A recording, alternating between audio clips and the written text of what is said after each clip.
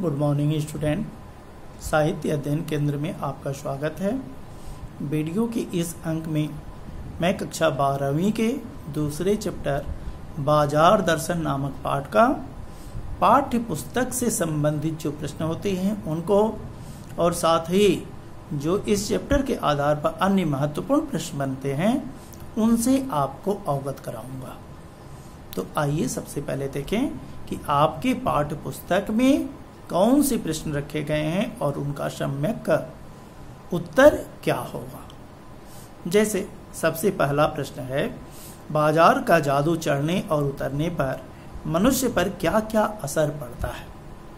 बहुत important question है, आपके सीबीएसई बोर्ड में 2009, 2010, 2014 और 16 में भी पूछा जा चुका है। तो आपका उत्तर होगा कि बाजार का जादू चढ़ने पर मनुष्य बाजार की आकर्षक जो वस्तुएं हैं उनके बस में हो जाता है। आवश्यक नहीं, आकर्षक जो वस्तुएं हैं, लुभावनी जो वस्तुएं होती हैं उनके बस में हो जाता है। वह लालच में आकर के गैर जरूरी चीजों को ही क्या खरीदता चला जाता है। परंतु जब यह जादू उतरता है तो ज्ञात होता है कि ये वस्तुएं उसके आराम देने की बजाय, उस व्यक्ति को आराम देने की बजाय उसके आराम में क्या खलल डाल रही हैं। खलल मीन्स बाधा होता है बेटा। तो आप आकर्षक वस्तुओं की बस में होकर के खरीदारी कर लेते हो, लेकिन बाद में जब सोचते हो तो तुम्हें ज्ञात होता है कि ये वस्तुओं को मैंने अनायास ही खरीद लिया, इसकी कोई मुझे आवश्यकता नहीं। पाठ्य पुस्तक का यह पहला प्रश्न है। दूसरा है कि बाजार में भगत जी के व्यक्तित्व का कौन सा सशक्त पहलू उभर करके आता है। क्या आपकी नजर में उसका आचरण समाज में स्थापित करने में मददगार हो सकता है। आपको अपने तरफ से सोच करके बताना है। भगत जी चौक बाजार में आंखें खोल करके चलते रहते हैं, लेकिन उन्हें देख करके भौचक नहीं होते हैं। उनके व्यवहार में असमंजस भी नहीं दिखाई देता है। वे खोए खोए से नहीं रहते हैं। भांति भांति के बढ़िया माल के प्रति उनके मन में न तो अप्रीति है और नहीं असमंजस का भाव होता है। वे खुली आंख और तुष्ट मन से चौक बाजार से होते हुए वे चले जाते हैं। मार्ग में पड़ने वाले फैंसी स्टोरों पर भी वे रुकते नहीं हैं। उनको जीरा और काला नमक की आवश्यकता होती है। किस चीज की आवश्यकता होती है? जीरा और काला नमक की आवश्यकता होती है। अतः वे पंसारी की दुकान पर ही रुकते हैं और जब वहां से वे वस्तुएं खरीद लिए सीधे चलता बनते हैं। एक और भी प्रश्न इस पर बनता है कि पंसारी की दुकान किसको कहते हैं? जहां नमक और काला नमक और जीरा आदि आवश्यक वस्तुएं बेची खरीदी जाती हैं, उसको पंसारी की दुकान कहते हो। निश्चय ही भगत जी का आचरण समाज में स्थापित करने में मददगार हो सकता है। यह आपका उत्तर होगा कि निश्चित रूप से शांति स्थापित करने में मददगार होगा। और वह मददगार होगा तो कैसे होगा? अधिक से अधिक सामान जोड़ने की वासना समाज में अशांति उत्पन्न करती है। आज का व्यक्ति अधिक से अधिक सामान को खरीदता है, चाहे उसकी उपयोगिता हो अथवा उसकी उपयोगिता न हो। यदि व्यक्ति अपनी आवश्यकता अनुसार ही सामानों की खरीदारी करे तो महंगाई नहीं बढ़ेगी, महंगाई पर रोक लगेगी और क्या मनुष्यों में असंतोष भी नहीं होगा। अतः समाज में स्थापित क्या शांति सर्वत्र दिखाई देने लगी, अर्थात समाज में शांति स्थापित हो जाएगी। इस प्रश्न का उत्तर है। अगला प्रश्न है बेटा कि बाजारूपन से क्या तात्पर्य है। बाजारूपन से क्या तात्पर्य है? किस प्रकार के व्यक्ति बाजार को सार्थकता प्रदान करते हैं अथवा बाजार की सार्थकता किसमें है? बाजारूपन क्या है? ऊपरी चमक दमक और दिखावा। बाजारूपन किसको कहते हैं? ऊपरी चमक दमक और दिखावे को। जब माल बेचने वाले बेकार की चीजों को आकर्षक बना करके ग्राहकों को ठगने लगते हैं तो वहां बाजारूपन आ जाता है। उदाहरण के लिए, जैसे मान लो कि कोई खराब वस्तु सामने रखी हुई है और दुकानदार उसको कह रहा है कि इससे बढ़िया कोई सामान हो ही नहीं सकता है, यह उस सामान से अधिक क्या महत्वपूर्ण है, ज्यादा दिन चलने वाला है, इस पर आपको अधिक लाभ है, तो आपको समझ लेना चाहिए कि वह आपको क्या कर रहा है? बेवकूफ बना रहा है।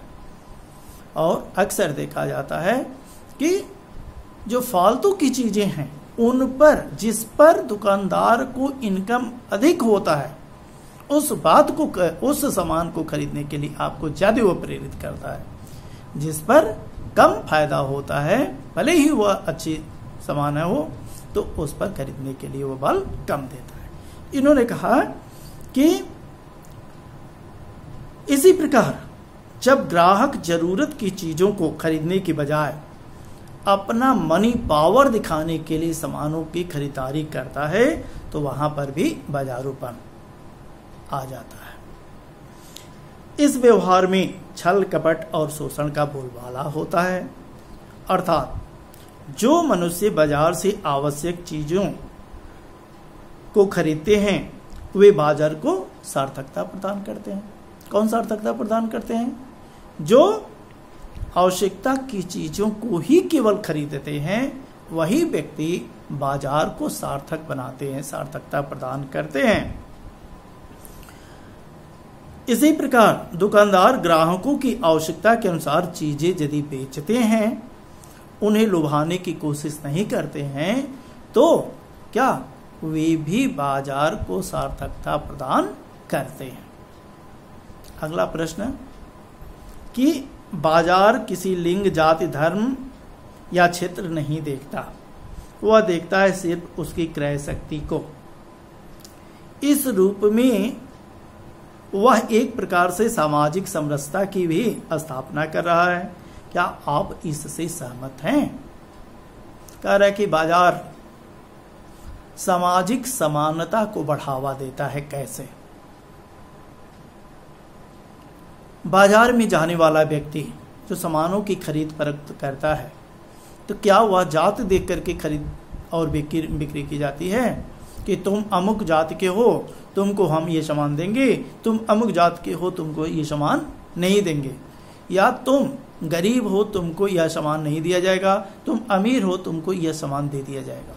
नहीं, ऐसी कोई बात नहीं होती है। दुकानदार को क्या चाहिए? दुकानदार को तो पैसा चाहिए। आप पैसे पेमेंट करते हो, चाहे आप किसी भी जात के हो, उससे कुछ लेना देना नहीं है। वह आपको सामान देता है और उस सामान के बदले में आपसे मनी लेता है, पैसा लेता है।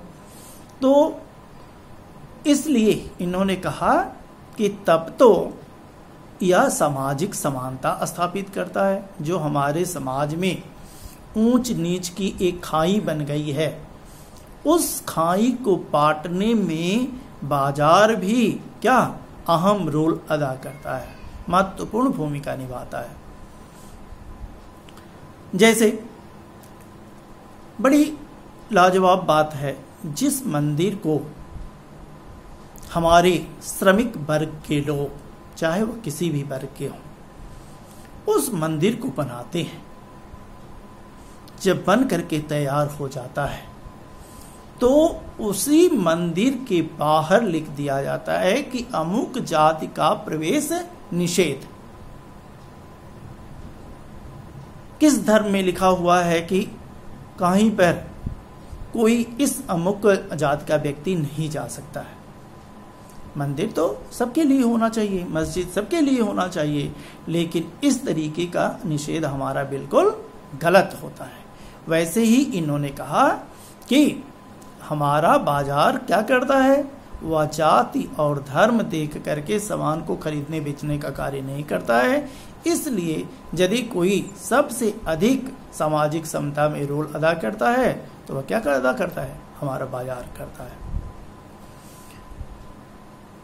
हरिवंश राय बच्चन जी के शब्दों में बहुत सुंदर पंक्तियां इन्होंने लिखा है मंदिर और मस्जिद के संबंध में कि बैर बढ़ाते मंदिर मस्जिद, प्रेम बढ़ाती मधुशाला, क्या किसी पावन तपोभूमि से कम है मेरी प्यारी मधुशाला। मधुशाला को इन्होंने क्या कहा कि वह सामाजिक समता, मंदिर मस्जिद में जाकर के हम उससे भ्रमित हो जाते हैं, लेकिन यह हमको क्या सामाजिक समता स्थापित करने में महत्वपूर्ण भूमिका अदा करता है। अंतिम प्रश्न है कि आप अपने समाज में कुछ ऐसे प्रसंग का उल्लेख करें जब पैसा शक्ति के परिचायक के रूप में क्या प्रतीत हुआ हो। शक्ति के परिचायक के रूप में इन्होंने कहा, धनपतियों के बच्चों की शादी में आप देखते हो कि क्या बड़े बड़े राजनेताओं की उपस्थिति हो जाती है, पीएम सीएम बड़े बड़े डीएम नेता वहाँ उपस्थित होते हैं, तो आपको हमको देख करके लगता है कि इनके पास में पैसे हैं, ये किसी धनाढ्य व्यक्ति के बच्चे की शादी है। तो वह पैसा क्या होता है, पैसा परिचायक के रूप में सिद्ध होता है। दूसरा इन्होंने कहा कि जब पैसे की शक्ति काम न आई हो, पैसा है लेकिन वह शक्ति काम नहीं करती है, ऐसा कोई उदाहरण बताइए। पैसा पावर है, शक्ति है, यह ठीक है, पैसे से हम सब कुछ खरीद सकते हैं, यह भी ठीक है, लेकिन यदा कदा यह भी देखने को मिलता है जैसे पैसे की शक्ति बिल्कुल बेकार हो जाती है। जैसे आपके पास में कितना हो पैसा हो, खूब धनाढ्य हैं बेटा, लेकिन क्या किसी के लिए जिंदगी खरीद सकते हैं? किसी व्यक्ति की मौत सामने खड़ी हो तो उस व्यक्ति की मौत को आप पैसे से रोक सकते हो? आपका उत्तर होगा नहीं। वहां पर आपके पैसे की शक्ति बिल्कुल काम नहीं आती है, पैसा रखा रह जाता है समय से पहले और भाग्य से ज्यादा किसी को नहीं मिला है। और कहा जाता है कि आया है सो जाएगा, राजा रंक फकीर, कोई विमान चढ़ चले, कोई बधे जात जंजीर। जो आए हैं उनको एक न एक दिन तो जाना ही है। तो उस जाने वाले समय के समय में आप चाहे कि हम पैसे जोड़ जोड़ करके रखें, अरबों खरबों रुपए मेरे पास हैं, मैं मौत को कुछ देर के लिए रोक लूं, मौत को टाल दूं, मैं मरूं ही नहीं, क्या यह संभव है? नहीं। ऐसा रहता तो रावण तो लंकापति था, उसके पास में पैसे की कोई कमी नहीं थी, लेकिन वह भी एक दिन इस नश्वर संसार को छोड़कर गया। तो यह आपका उत्तर होगा कि कहीं ऐसा भी होता है जब पैसे की शक्ति काम नहीं आती है। और इसमें इन्होंने उदाहरण पूछा है, इसलिए आप उदाहरण, दो चार उदाहरण अवश्य रखें इसी तरीके के, जो दोनों ही संबंधित, जब पैसा परिचायक के रूप में सिद्ध हुआ हो और पैसे की शक्ति काम न आई हो। तो यह है आपका पाठ्य पुस्तक से संबंधित प्रश्न। कुछ अन्य महत्वपूर्ण प्रश्नों से भी आपको अवगत करा दूं ताकि यह चैप्टर बिल्कुल क्या हो जाए, समाप्त हो जाए। अन्य महत्वपूर्ण में प्रश्न, मन खाली नहीं रहना चाहिए, खाली मन होने से लेखक का क्या अभिप्राय है? लेखक ने कहा कि मन खाली नहीं रहना चाहिए। अभिप्राय यह कि बाजार में जाते समय मन में कोई निश्चित वस्तु खरीदने का केवल लक्ष्य होना चाहिए। ये नहीं कि हम जितना देखते गए उनके प्रति आकर्षित होते गए, उन सामानों की खरीद करते गए, तो यह आपका मन क्या है, खाली है। निरुद्देश्य हो करके आपको क्या चाहिए, नहीं जाना चाहिए, उद्देश्य लेकर के जाना चाहिए। यदि मन में कोई विशेष चाह नहीं होती है तो ग्राहक व्यर्थ में वस्तुओं को खरीदने की कोशिश ना करे। और इस तरीके से आप बाजार की सार्थकता को भी स्पष्ट कर सकते हैं। एक और बहुत ही महत्वपूर्ण इस चैप्टर से प्रश्न बनता है बेटा कि